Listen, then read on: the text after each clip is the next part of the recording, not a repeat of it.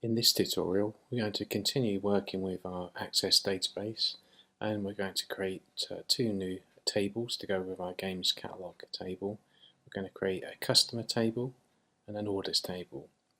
And the reason for this is that later on we're going to link these together using the relationship functions, which helps Access to bring information together when we need it.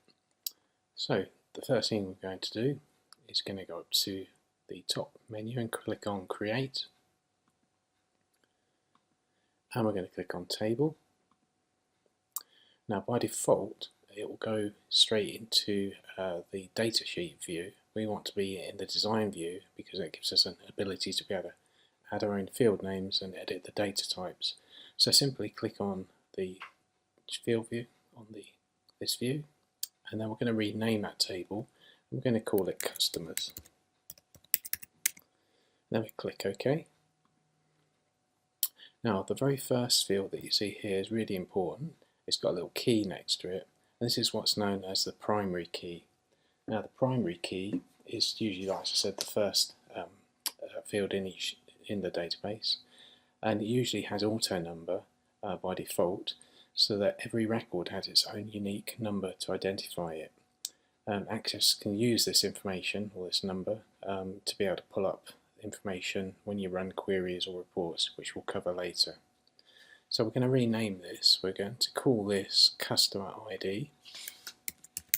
So spell right, customer ID, and we're going to leave that as auto number because obviously that's the very first primary key. The next one we're going to have is their first name, and just make sure that's capital. And we're going to just click in here, and this data type for first name we're going to leave as short text. And then we're going to have the next field name, which is last name, and again we want that as short text. Then we want the street, and again short text will be suffice for that one. And then we want city, short text again, and postcode. And incidentally, we have got other options that we could use. We could use long text, we could use number, there's currency, date, time. There's other various options here, but for most purposes we use short text, especially if it's got a combination of numbers and letters. So we'll use short text for that one. Now to save this new customer table, what we need to do is go over to the right where the little X is, click on close, and when it says do you want to save, we say yes. And that then saves our customers table over there. Now we need to repeat the same process for the orders table, exactly the same. Click on the design view, call it orders, click OK.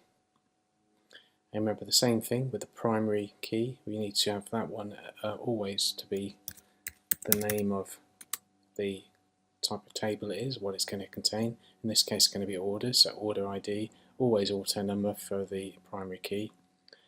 Then the next one is going to be what's known as a foreign key. It's going to be the customer ID, which is also known as the primary key in the customer table, and we have to reference this when we link these together later. So we put customer ID, and that one's going to be number, because remember it's auto number in the customer table. Then we need game ID, which again is a foreign key because it's a primary key in the games catalog. So we're going to call that one game ID, and the data type is going to be number. And then the final field name we're going to have is order date. So we can have a date for the order, and that one's going to be, funny enough, date time.